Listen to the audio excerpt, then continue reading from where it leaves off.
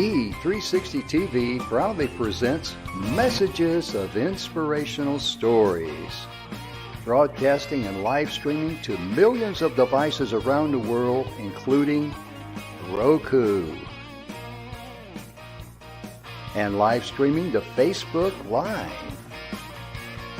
also on Amazon Fire TV, and to Twitch.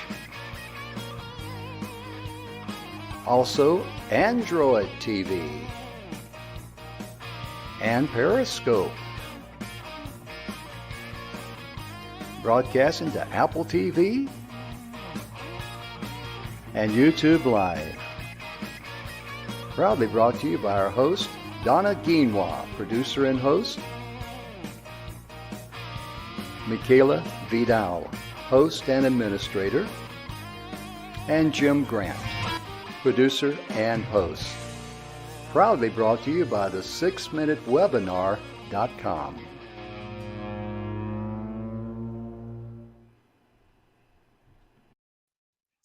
Welcome to the show, ladies and gentlemen. The Messages of Inspirational Stories is proudly brought to you today by the good guys at the 6minutewebinar.com. And Donna's not going to be with us today. Donna, we know that you're watching at home there. We hope you get the feeling better. And I even brought a cup of hot tea just in case you showed up.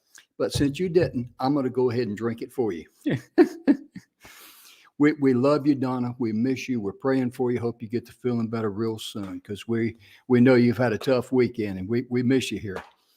Ladies and gentlemen, today, Mr. X, as you see there, he was with us, with me and Donna previously. In fact, we just did a rerun on those shows during the Christmas and New Year's holiday for 2 weeks. We did 9 different series of the 9 different parts of that series.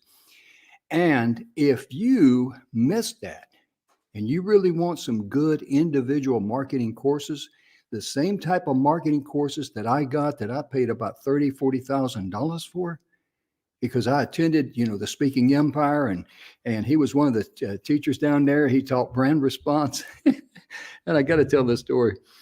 I was in there at brand response, first time I met him. And the very first question he asked was at me. Jim, what's your first job in marketing? I don't know. Attract everybody you can? No. You want to repel everyone that you cannot help. And I said, oh, okay. Well, I definitely need this course then. But most importantly, all of that knowledge that was shared in that course and other courses that I took, we brought to the TV, because Don and I, we want to provide value to you. And I say that in the event that you missed the shows or whatever, no big deal. Just send us an email here at our TV station email, inspiration@e360tv.com, and just say, hey, I want those marketing courses, those 9. We will make sure you get them. And they're on YouTube as well. So therefore you can have them and look at them at your convenience. Come back and study those. Ladies and gentlemen, it's a gold mine of marketing. And today, Donna texted me as I was visiting with Mr. X. We were, our meeting was going to be about 35 or 40 minutes, wound up to be 2 hours, which is good. I'm not complaining. And he was sharing some great information at a much higher level. And when I got the text in from Donna, I thought, wait a minute, we're going to shift the gear here, because Donna and I are all about providing value.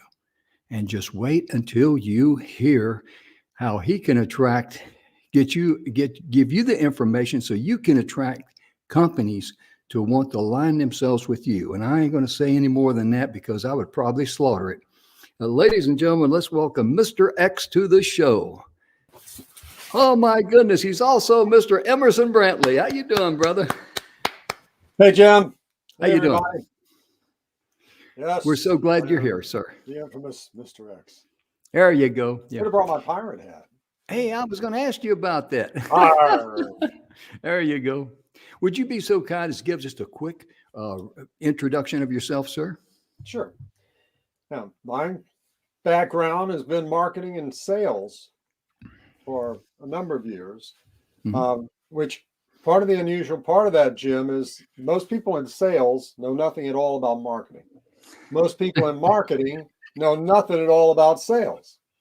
And so one of the things that I fought from my very first job was, which backstory here. I got hired out of college by a Fortune 100 company to create a marketing program for 5 divisions of shipyards.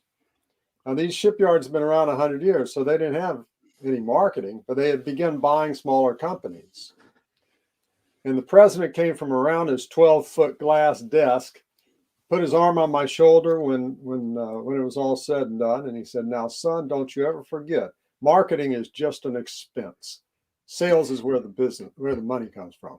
And it didn't make any sense to me because I just see them as two sides of the same coin, Jim. Oh, yeah. You know? They work together. Yeah. But the problem is, people in marketing are sitting there clapping themselves on the back because they got more, man, we got 5,000 leads this month. Let's have a pizza and beer party. And over on the sales side, they're about to pull their hair out, trying to plow through all of these people.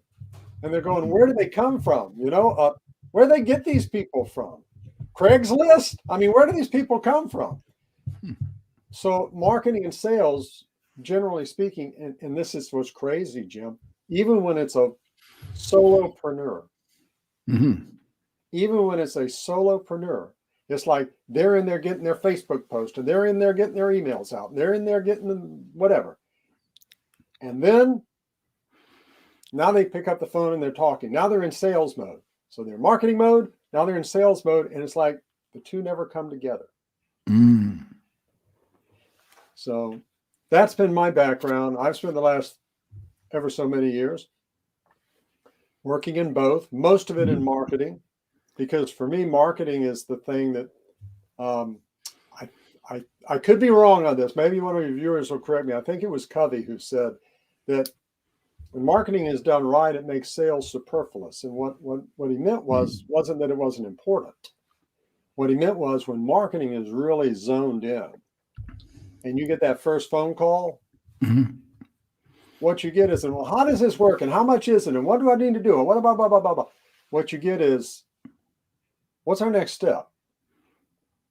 This looks good. Tell me what I need to do.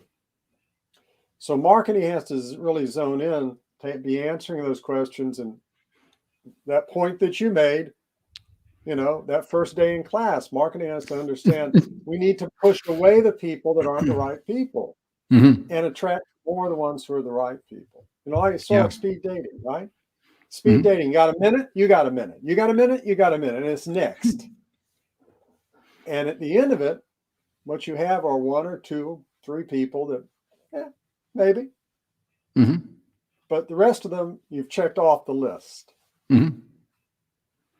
That's totally different, Jim. Most people think of their marketing as how many people can I get in the door? How many phone calls? How many emails? How many responses? Yeah, that's the wrong approach because you couldn't handle everybody. And plus, a lot of these folks are going to eat up your time, and that prevents you from having the time to reach out and help someone who really needs your help. Oh, that's so true. I mean, there's 6-7 billion people in the world, and you cannot serve them all. Coca-Cola. They're not all customers for Coca-Cola. They're not all customers for McDonald's. They're not going to all be customers for or potential prospects or even suspects for you. So if I can't service everybody, then what I have to do is say, okay, who is it that I don't want? Let's just take that off the top of the list. So I'm not, otherwise you're wasting time, effort, and energy and money. Right? And this is where many of your viewers and listeners may be in a profession that actually has some of the numbers and stats. Most don't, but most people who are professionals who that I talk with, especially if they're in the insurance or banking or financial services kind of space or high dollar purchases, they have an idea of what it costs to get a customer. So the first thing is figuring out how much it costs you to get a customer, but actually that's not the first. The first thing is, how much does it cost you to get a lead? How many leads do you need to have a prospect, and how many prospects do you have to go through before you have somebody buy? Mm-hmm. And once you know those numbers, now you can kind of back it up and reverse engineer that. Mm-hmm. And you'll be shocked and amazed. And you'll begin to understand, hey, I'm wasting a lot of money with messages going to the wrong people. Yes. What do I need to do to eliminate that, so I'm Mm-hmm. really talking to fewer people, Mm-hmm. but more of the right people? Mm-hmm. Does that make sense? Absolutely, sir. It really does. And I really treasure all the time that we spent together there at the Empire, and having you on the show The for, Empire. yeah, that's what I called it, was the Empire. Speaking Empire, the Empire. But one of the stories that you told right out of the gate down there Uh-oh. still cracks me up. Now, for you folks that's, let's say that you were a kid in the 50s, you're a baby boomer, okay? You might remember Fantasy Island, the TV show. And let's see, Ricardo Montalban and Herbie, I can't remember his last name, but he's known as Tattoo on the show. He'd point up to the sky, the plane, boss, the plane. That comes to mind every time I think of this story. Would you share the story that you created there in Jacksonville? Now, listen to this. Well, as I told you, your viewers, I've been in marketing and I've been in sales. So this was during a time period where I was in face-to-face selling for a company called Emory Air Freight. Emory Air Freight was, at that time, one of the largest of the air freight companies. And I was really doing good. I was really doing good, getting a lot of new clients for Emory as a field salesperson. And we went from a little Beechcraft aircraft, which is like a little private plane, to what they call, I think, a DC-12, which is that's an old plane from like the 40s, but it was several times larger. Both of these were prop driven. Mm-hmm. And we went from that to a 727, and all of this is in a 9-month period. And I'm filling that plane with incoming, freight from clients, from new customers. Mm-hmm. So where I live in Jacksonville, we never had a dedicated plane just for freight. Most freight, still today, most air freight gets shipped in the belly of airplanes like Deltas and others, that you have jobbers who job it and put it in that. So if you need to ship something from where you're at to, say, Seattle or to Chicago, it's put in the belly of an airplane, flies there, and then a jobber there picks it up and delivers it. Mm-hmm. Well, air freight companies do it door to door. Yes. So we were putting this in, and I thought, this is a big deal. I called the home office, and as is often the case, they said, son, they said, this is how they talk in that industry. They said, we drop metal into markets every week of the year. This is not news, and we don't have time to waste time on the fact that we changed a plane in Jacksonville. Where are you from, Jack? Oh, Jacksonville. Is that in Georgia? Oh, Florida. Florida, yeah, but Baja, Georgia, isn't it? Yeah. So I put out the press release. I got on the phone and called the mayor's office, the Port Authority. I called all the newspapers. I did all the interviews with the radio stations. And sure enough, at 04:30, Sarge, at 04:30 and dark 30 in the morning, I had the mayor's office there. I had the Port Authority head there. I had the radio station, a couple of radio stations. I had the newspapers there. I had a television crew there to watch a plane land at the airport with nobody on it except the pilot and the co-pilot. But it wasn't like deal. It wasn't like Elvis was coming in. Yeah. Yeah.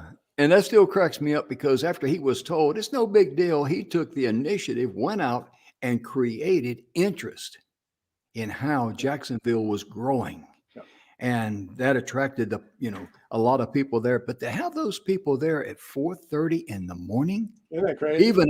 even a TV crew, the plane boss, the plane. That's why I meant that, And no, like he said, nobody, no major star or anything like that on the airplane. It's just just full of We had packages and we had whatnot. we had two pilots who got out of that plane and kind of looking around, going, what's all this? They had no idea what was about to hit them. Oh, I love that story. I really do. It is a classic. It really Well, is. I'm glad you asked about it, because if there's one thing that I'd like everybody to take away today, it's no matter what you do, no matter what your business is, find that thing that's unique and get it out there to the people.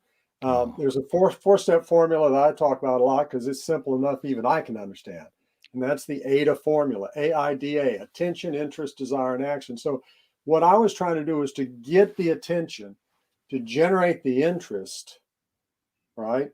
Enough to build the desire for people to take action. And sure enough, we more than doubled the size of that office in Jacksonville in about a year.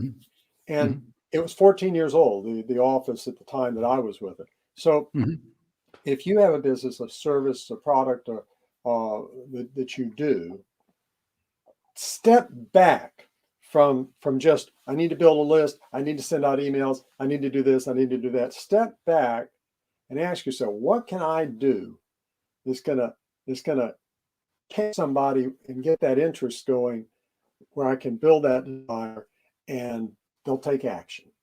And whatever that action is, that action can be clicking something on a website, it can be picking up the phone, it can be driving to your business, it can be setting an appointment, it can be any of the things that you need them to do. But you've got to get that attention, generate the interest, create the desire, and have them take the action.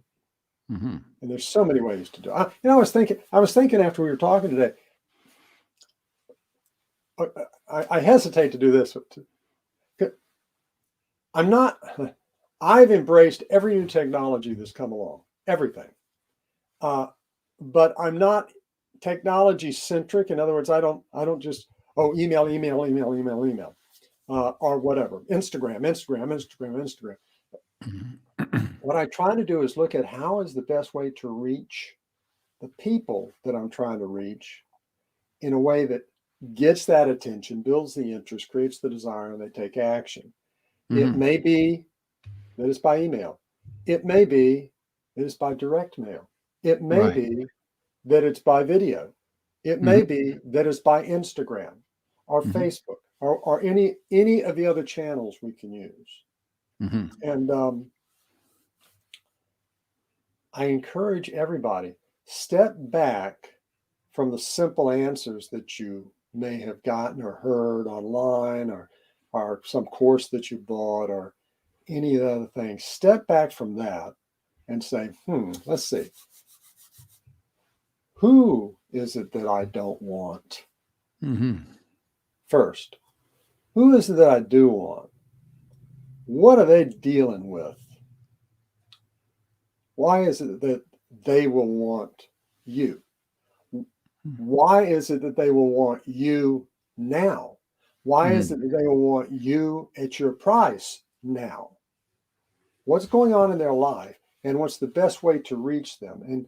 And if you'll let yourself go with that, you'll find some amazing things that your competition, if you will, and again, Jim knows me enough to know that competition is one of those things I don't really believe in. But as far as concept, you don't. If you're unique, you don't have competition. There's only one of you. So that's that place that we have to find ourselves that we can stand in. And when you understand how unique you are,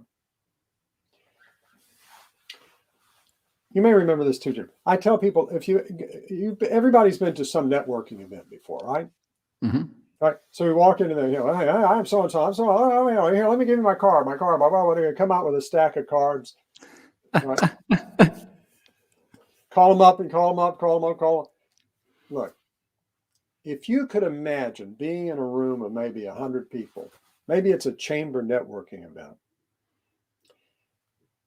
And there are all of these people there. Instead of looking at them going, how am I going to get to all these people? Oh man, how am I going to? Instead of that, picture yourself like Moses at the Red Sea. What has to happen for that room of people to just separate? And way over there on the other side of the room, that's the person who's waiting for you. They are already wanting you. They just don't know you yet. Yeah. Yeah. And that's the person that we want to zero in on. Finding that person.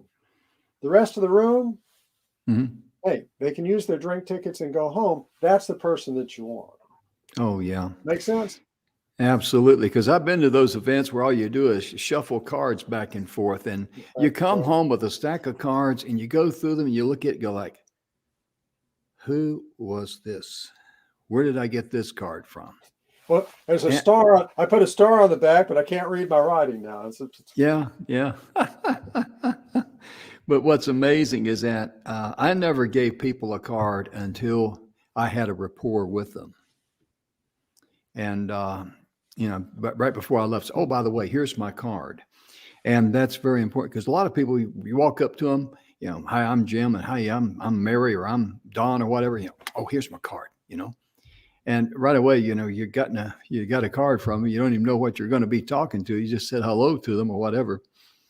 But, today we were going to take we're working on a project for a good friend of ours.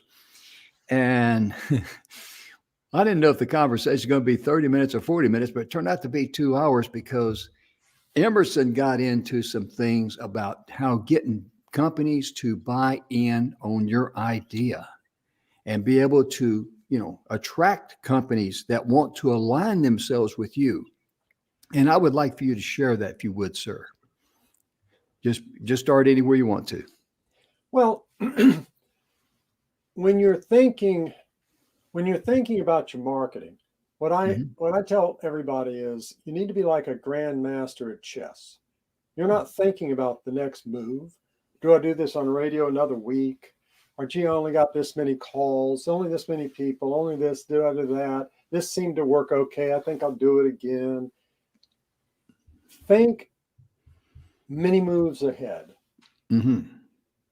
So as you're looking at your marketing, another way to think about it is get over the tarmac level, get up to that 10, 20, 30,000 foot level. What's that whole big picture that you're trying to accomplish? Now, for most people, if I say, what's the lifetime value of one of your customers? They can't answer the question.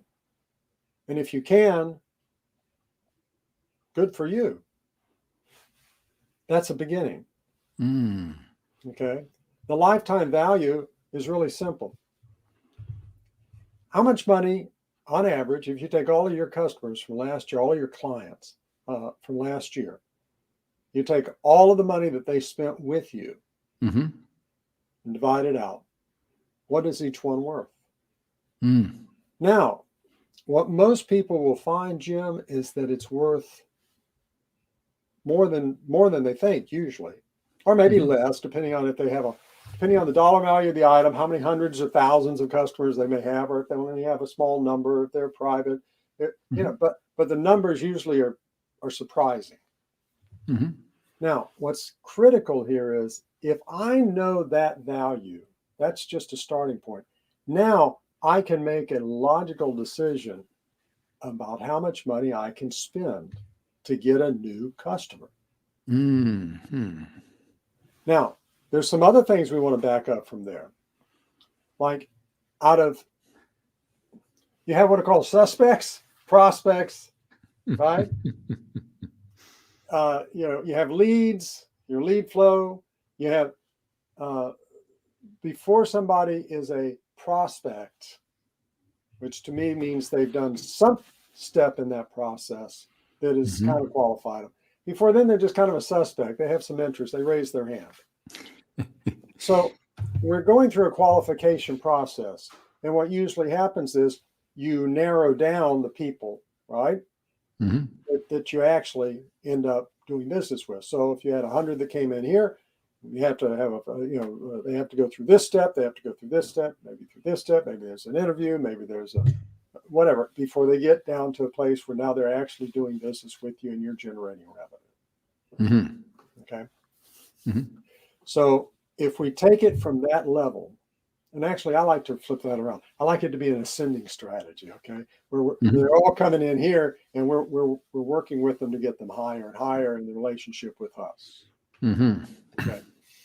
So if I look at the lifetime value of each client that I get, now I have a starting point for me to judge how much money I'm going to spend to get that next client. So let's say that I look at my marketing and I look at the number of leads that I'm getting, people who respond, they pick up the phone, they set an appointment, they order the report that I have, whatever the next step is for somebody to capture their information. Mm-hmm. Okay. So I say, okay, I spent $1,000 and I got 10 leads or 100 leads, depending on your business, whatever. So I spent $1,000 and I got 10 leads. That's $100 a lead that I spent. Let's say that, that's some money. And for some of the people, they go, holy Toledo, I'd go broke if I spent $100 a lead. Maybe not. Yeah. But what if your average lifetime value was $5,000 or $10,000? Oh, wow. Wow. Right? Yeah. So it's important to know your numbers so that you can judge how much you can do.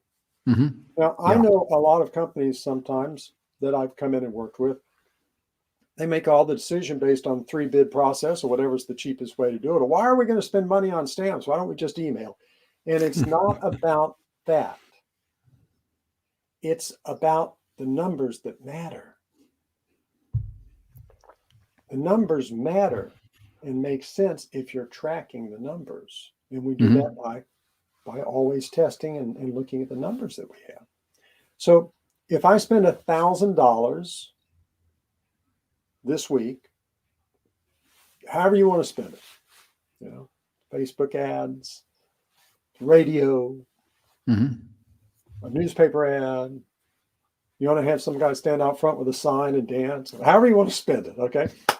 So you spend $1,000 this week, and let's say that I got 100 people as a result of that $1,000 who called or came in to the business, or who downloaded the report.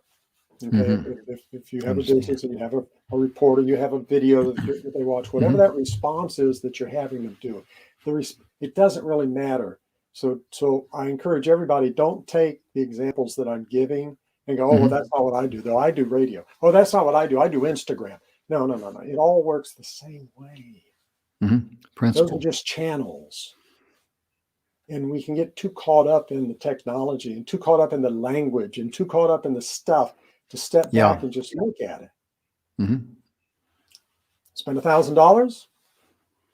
I got 10 people, but I know that I'm going to close. That's another number to know. That I usually about 1 out of 3 are going to end up becoming customers or clients or investors or whatever it is that I'm doing. All right. So if I spend 1,000 and I got 100, now I've got 30 or 33, whatever, 30. I have 30 customers.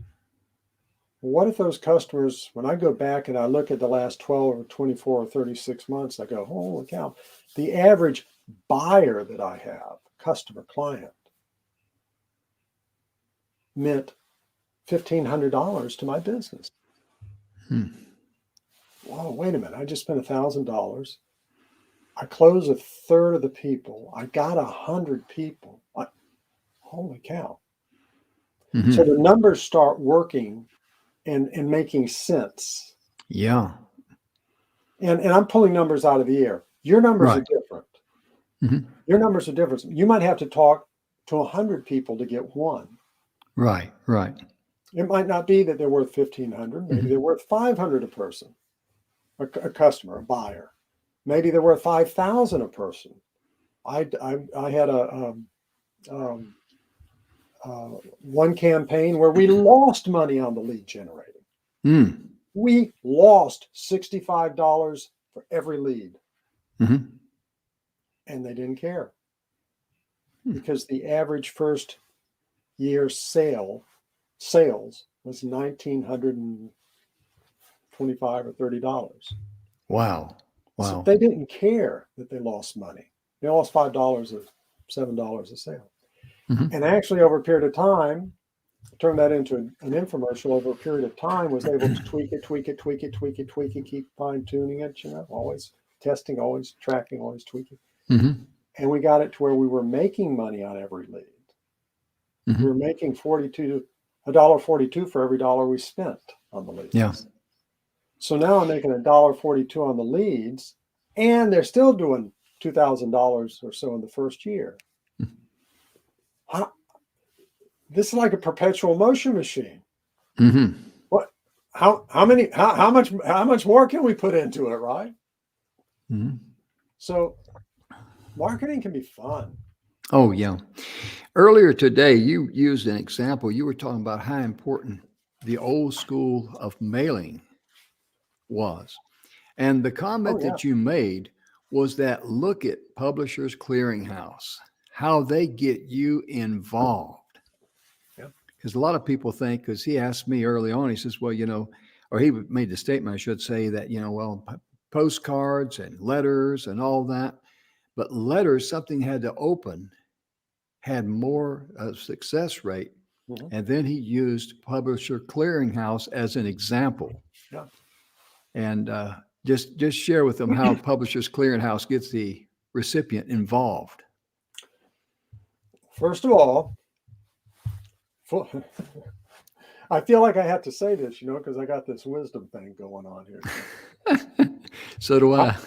Although I have done millions upon millions upon millions of pieces of direct mail, I have done even more millions and millions and millions of emails and online marketing. My first online marketing my very first online campaign was in 1993, and I've done it all the way since. But that doesn't mean that's the best way always to read your market.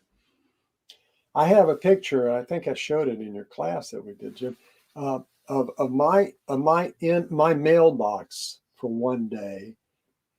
I'm going to say it was in about 2005. I had this picture of this pile that I had. Oh, I had a picture of like 3 or 4 pieces, which is what I got this week, Mm-hmm. So what's happened in the post office is what they call the death spiral. For every penny they go up, they drop about 4 or 5% in volume, because business mail is their bread and butter now. When was the last time you sent a physical birthday card to somebody? Most people don't even send Christmas cards anymore. Mm-hmm. So almost all of the mail that's coming in, and you look at your box and you tell me, mm-hmm. It's almost all business mail, right? That's correct. That's correct. But it's not like it used to be. Mm-mm. So your competition has dropped way down. When somebody gets something in the mail, there's a lot greater likelihood they're going to open it up. Unlike your inbox, which is delete, right? Yeah. Amen. My dear wife complained to me. She said, I had 80 emails today. I said, oh, you lucky thing. Mm-hmm. You only had 80. But the thing is, I have less competition. Now, I've done postcards and I've done letters, right? So you would think postcard, that's right in their face. That should be it. But head to head, over and over and over again. I use postcards still, but I only use them to support a mailing, because over and over again, I'll have better results sending a plain white envelope every time that I can with a handwritten address. That's another whole story, and no return address or a return address, but with a live stamp. A live stamp, not a meter, not an imprint. So getting that, people open it up, and when they open it up, they read it, and I'll have a higher response rate. And I have done this again and again and again and again and again. People are creatures of habit, and what we were talking about before had to do with Publishers Clearinghouse, and they're only one of the ones out there, but they're one of the ones that almost everybody who's watching today has gotten something from. So you open it up, and it's got 14 different things in it. It's got this little piece. There's a little note that says, open this only if you decide not to respond. And over here is a blue sticker, and over here is a little star. And it says, here, fill this out. Put the blue star here, and the red sticker here, and do this. And you're going, why am I having to go through all of this stuff? Because the more engaged you are, the more invested you are. And the more invested you are, the more you'll spend the time. And the more times they'll have a chance to get a message through to you and have you see things and read things. Publishers Clearinghouse isn't just a... Here's a hint. The first word in their name is publishers. They're in business to sell subscriptions to magazines. Yes. Right? Now, probably if I've had all of the viewers right now in front of me, I said, how many of you have ever gotten something from Publishers Clearinghouse? They'd all raise their hand. How many of you ever ordered a magazine from them? They'd look at each other going, huh, what? But Publishers Clearinghouse sells subscriptions. So the more times they can get you to unfold this and tear this open and take this sticker off here and put it over here, they're keeping you with their message in front of you over and over and over and over again. And a percentage of the people are going to end up going, oh, I always wanted to get that magazine. That looks like a good deal. I think I'll do that. And they check that little box. And that's it. And that's how they do it. And, one of the things that I always admired about you that you've always talked about, and this is true on all fronts, is to build marketing relationships, not only with your clients, but also people that want to advertise with you. It's a perfect balance. It's a give and take. And earlier today, we were talking about, getting big companies that could actually align themselves with your demographics and want to be able to do business with you, because you've done business with some mighty big companies. You closed a deal with, Home Depot, and, you've been very successful. And I'd just like for you to share anything that you'd like to the people out there, because I'm encouraging them to get in touch with us. And put the email address back up there right quickly, and to get the first 9 series of the marketing series that Donna and I had. We had Mr. X as our guest, Mr. Emerson Brantley. He gave some fantastic information. This is the same type of information I've probably spent $30,000 to $40,000 on, because I took more courses than that, and I was probably spent about $60,000, $75,000 there at Speaking Empire. But my point being, Don and I made a decision to be able to get this information out to you because it was too valuable. And today in our conversation, we were talking about, getting companies to be able to align themselves and buy in on what you believe in, to see the same thing that you see, to be able to say, yes, these are the kind of people we want to be associated with. They got a clean name. They got their demographics are our customers. Let's do business. And it takes a good marketing relationship for that to happen, doesn't it, Emerson? Oh, yeah. Well, Mark, and you used the right word there, Jim, because that's what it's about. Marketing and sales are about relationships. Now, a lot of times I empathize with a lot of your viewers who probably have gotten confused over the years with the language that we use to talk about sales and marketing. We talk about dominating, penetrating, crushing, killing, exploding, and it's like we're on a seek and destroy mission, Sarge, to wipe out every prospect that we can. Oh my goodness. But it is about relationships, and I say it's about building long-term mutually beneficial relationships of trust. Mm-hmm. It's not just about the money. And people say, well, it's easy for you to say, my business, I need the money. Yeah, I know that. But if you think of the money as one aspect of that relationship, it changes things. Do you really want to have the, hey, they got a credit card, is that really what you want? Because you have people who are PITA customers. Everybody, I think, knows what a PITA is, right? Mm-hmm. A pain in the backside. Yeah, But pain in the wine. atmosphere. Yeah, and the atmosphere. The bad atmosphere, too. the, but the whiners, the complainers, the tire kickers, the ones that nothing that you do, you can't do enough for them. And look, you're going to screw up it sooner or later, right? We all do. Yes. Right? Show of hands. Raise your hand. You want the ones who say, "Look, I know you were trying, and it matters to me, and I know that you care. Thank you, and I know you'll fix it." You don't want the ones who say, "Well, you should have done it right the first time," and then go and tell 10 people about it, how bad their experience was with you, and then don't want to pay their bill, are then reverse charges on their credit card, and it's like, who needs that? Right. There's something interesting that I found too, and I think we talked about it in that series that we did. I call it the Miracle on 34th Street, Jim. Yes. Remember that movie? Yes. Remember that? Yeah. Mm-hmm. So the lady comes up to Santa Claus. She says, she says, I'm looking for this. I don't remember what it was. I'm looking for this toy that and y'all don't carry. You ought to carry it. He says, oh, he pulls out a little notepad. He says, you need to go over here, because if they have it, and not only that, they have a good sale going on right now, and you can go and find one there right now. And she goes, I don't get it. I think it was Gimbel's. I think was the department store. Yeah. It wasn't Macy's. Yeah. Macy's again. I don't get it. Gimbel sending customers over to another store? It's some kind of gimmick. I don't get it. And she goes up to the manager and says, I don't get this gimmick that you're doing, sending people to other stores to do their shopping.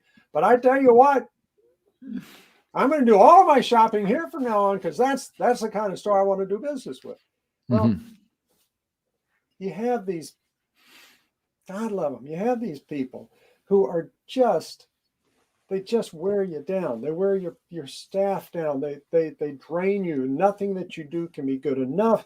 They act like they spent $1 million with you, and they expect to dominate your time and take. It's like, what? Give them away. Mm-hmm. Give them to your top competition. Mm-hmm. Personally introduce them, or personally write out the information, or pick up the phone, but just give them away. The most amazing thing happens, Jim. When you do that, you'll get a call. You'll get a call from your competitor at some point, and it won't be, oh God, no. It's like, it won't be, why did you send her over to me? It'll be, I can't believe you sent her. She's the most one. She's brought us 3 new customers. How you could let go a good customer like that is beyond me. You send all you want over, and you're going, whew.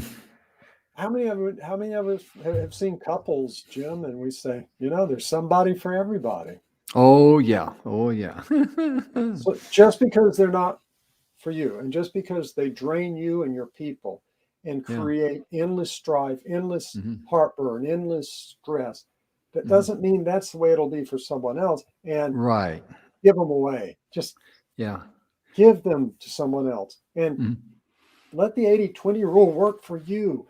Put 80% of your effort on the 20% that really matter the most, and build those relationships. And put 20% of your effort on all of the rest, because they'll never be those people. And think of them in more than just dollar signs. Think of them as relationships. Yes. Because you'll invest in a relationship. Relationship isn't just about, I spent 2 hours with that person. All we got, it's like, no, the relationship is the relationship is the relationship, and you'll have endless referrals. And this is another secret for everybody. Birds of a feather really do flock together. Yeah, that's So right. if you have clients that are just a joy to work with, and your Hmm. people love them, and they care about you, and they refer the people they refer to you, you're going to probably be just like them, or real Hmm. close, or real close. Man, Hmm. man, Joanne told me that there's nobody else that she would buy work with than you, and I trust that. Because Hmm. I've had a couple of bad, and you know what? I'm just looking for a home. I'm looking for a company that can take care of the stuff. Hmm. That's it. That's Yeah, it. they're looking for someone they can trust and believe in.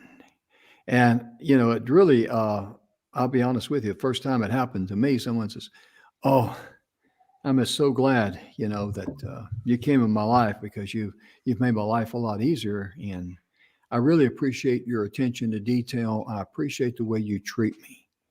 And I'm going like, okay, what did I do? You know, what did I do? I mean, I just said hello, how you doing, or whatever. I mean, but see, it's a lifestyle of your Yeah, attitude and it's your caring. compassion, yeah, of wanting to help people. It just should come out of you natural. It really Yeah, should. it's caring. Yeah. And it's not it's. Oh, and this is another good tip. If you can't, if you have somebody and your salespeople, encourage them the same way. Hmm. If you have somebody and I mean, you know that your area of focus really isn't what they're looking for, Hmm. even if they came highly recommended, be honest with them and just tell them. I Hmm. had that happen to me just yesterday. As you know, Jim, my Wow. mother-in-law passed away here Yes. a couple of weeks Hmm. ago. So Yes. we're planning at what had been her favorite restaurant. Uh, to have a place for the family, and I'm going to have to pipe in some of the people's. I'll have TV screens with little slideshows going, but then we'll have a Zoom call that'll go on with the ones that are in different parts of the country. So I have a Right. neighbor who installs these home theater systems and stuff. And I'm reasonably technically savvy, but I've had issues at this restaurant before as far as getting reception and getting things set up. And so I said, maybe you could help me with it. He said, honestly, he said, I set up home theaters. He said, what you're talking about, especially conferencing in and stuff like that, isn't what I do. He said, you know what? He said, I really feel bad. I said, don't feel bad about it. I said, I know if you could have, you would have. Hmm. The thing is, being honest Yes. and saying that's really not what we do. Hmm. That that's the kind. Who do you think? If somebody said, "Man, I'm going to think about getting one of those home theater systems," who do you think I'm going to say go to? Hmm. Yeah. Yeah. So That's a good. honesty works. Yeah, it's a good point because know exactly what your strengths are and focus on that. Because one time I was going to have some work done, and this guy came up to my house and he asked me about doing some work. I talked to him. He gave me his card. On his business card, it was two-sided, but it was full of all of the things he did. He could, put up a fence, he could paint, he could do roofs, septic tanks. He had everything listed on there except castrating alligators and washing chickens. I mean, I'm going like, whoa, I don't want to do business with some If guy you got like a that. alligator, if I'm from Florida, if you have an alligator that you're trying to castrate, you don't need to Yeah. worry about washing the chickens first. Oh, okay. I'm I can glad. I'm tell you glad you. that those chickens, they won't be Yeah, a problem after you're trying to I hear you. I castrate hear the you. alligator. But when someone lists all those things like that, yeah, I can do this, yeah, I can do that, yeah, I can do the other. What you're telling people is that I'm not good at anything. Jack of all trades and I'm master of none. trying to make a buck. And people run from people like that. Yeah. And Emerson, I love what you said there about the guys. No, that's outside of my wheelhouse. I mean, I don't do Yeah. things there. That's not my specialty. Because when you're looking for someone to do business with, you want a specialist. Right. I mean, look at doctors today. I mean, when you go in for a specific problem, they send you to a specialist. And a specialist, Hmm. a Yeah. specialist is Yeah. more for the services than a Oh, general, yeah. right? That's a Right? good point. They sure do. Yeah. Yeah, at least they did on the bill I got. No kidding on mine too, Jim. Hey, yeah, I tell man. you, They're yeah, awful proud of that. yeah. I think I missed my call in there. Oh Well, my good. you're special to me, Jim. Well, hey, Emerson, same here, brother. I mean, you're part of our family here. I mean, I know Donna wishes right now she could be here. And Donna, I've been drinking your tea for you, and it has been good. I mean, as in GOOD, good. It's an herbal tea, and I just brought it to make sure in case you did show up. But since you didn't, I had to drink it for you, and it was my honor and pleasure. But it's very true that whenever you're dealing with someone, you got to like them, you got to know them, you got to trust them and respect them. And that's the foundation of a relationship, Yeah, a long term relationship. yeah, And that's how you're going to attract advertisers. People want to, be associated with what you're doing. They're not going to put, companies are not going to advertise with if you're fly by night or if you got a bad reputation or if you do 65 things. They don't know what the demographics are because that's the first thing they'll ask you. What are your demographics? Does your customer base, your demographics, do they match our customer base? And if they, like our customer base, I mean, our demographics, we're mainly, 40 and up, mostly. And I think I forget the percentages are, but we're mainly women that watch this show. And so and what are from that, and looking at the psychographics, yes, the which is psycho, you want why to they touch on make that a the little? decision. Yeah. Why? Yeah. Why they make those decisions. Yeah. That's where your eyes really get opened. Oh, yeah. Yeah. Because I've been wondering, that's important stuff. yeah, I've been wondering why they've been watch the show with me here, and that's it. It's got to be because of Donna. But realistically, that is so good because the psychographics, that's where the buying power comes in. That's the That's their decision why. The maker. why, I call them the why drivers. The Why why. drivers? I like that. I like that. Yeah, When that's you so true. understand why they're buying, Mm-hmm. and buying, I'm using as a generic kind of a thing here. Right. Why they're making that positive decision. Why they're wanting to have whatever that level of relationship is. Mm-hmm. Why they want to tune in. That Yes. level of relationship. Yes. Why? What is it in their life? What is it that's driving that? Why Mm-hmm. are they looking for that? I tell you, Mm-hmm. I keep thinking about this. So let me share this. Sure. Everyone's heard of a unique selling USP, unique selling proposition. I prefer to call it a unique value proposition. Mm. And I joke. How many of you know somebody who says they're a life coach? I'm a Oh life yeah. coach, right? I'm a life coach. Mm-hmm. We've all met life coaches. In fact, I came to the conclusion a few years back by some simple mathematics that there were more life coaches than there were people. But because I seem to meet a lot of life coaches, but oh yeah. I'm not demeaning that. Mm-hmm. It's my point is this. I met a Mm-hmm. woman it was at an event in Tampa, Florida. I'll never forget. And I met probably 8 or 10 life coaches by that point at this particular one event. And I went up to her and I said, "I'm so and so, I'm so." I said, "Well, what do you do?" She said, and get this, "I help women age 50 and older who've been divorced at least 3 years answer the question, what now?" Mm. Jim, I was Mm-hmm. speechless. You Oh can imagine yeah. that's a rare state for me.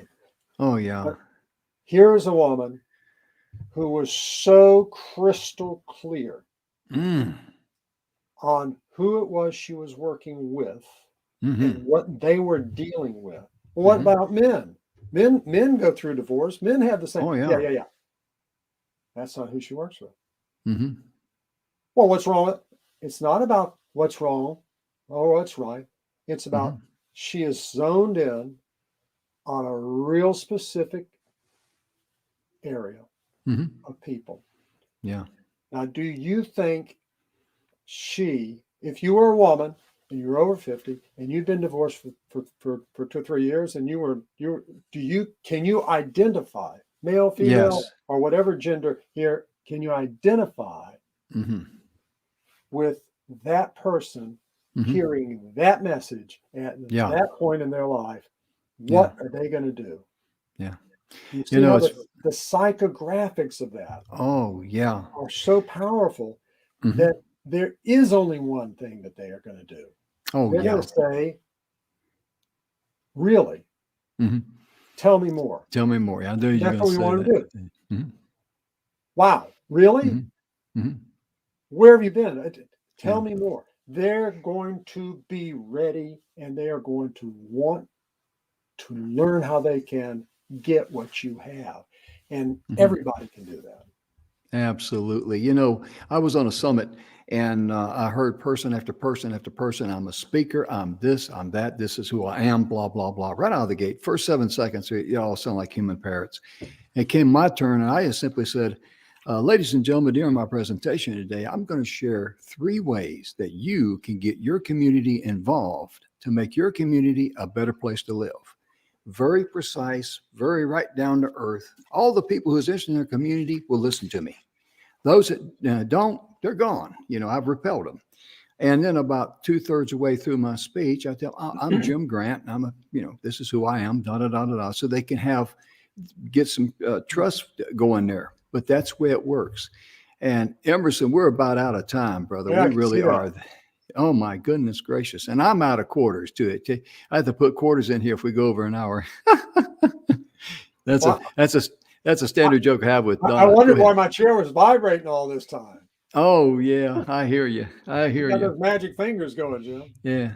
Well, I tell you, we've really enjoyed having you here, and I know Donna would love to have been here today. She'll be back hopefully tomorrow because I know she'll be back tomorrow. Yeah. I tell you, you're doing better, Donna. Oh yeah, bless her heart. I know she's not feeling well, and she's been battling something. And most importantly, your tea went very, very well. And I forgot to silence my phone because when Donna's not here, I goof up left and right. I need her to keep me straight. Good to be needed, right? Oh yeah, it really is. And Donna, I mean, I love you. God bless you. You're a big part of our family here. You're producer and host, a half owner like I am, but point being, your family. I love you and I appreciate you. And on behalf of Emerson Brantley, who is with us today, I'm Jim Grant. And ladies and gentlemen, thank you so very much. We sincerely hope that this show has been a blessing to you. And remember our email address, inspiration@e360tv.com. We can forward all of the YouTube links for those previous 9 shows that we did with Emerson on marketing. They're yours. They're a gift from us. So just let us know where we can send those to. We'll see you next time. Thank you very much. Have a good evening. Bye-bye. Take care, everybody.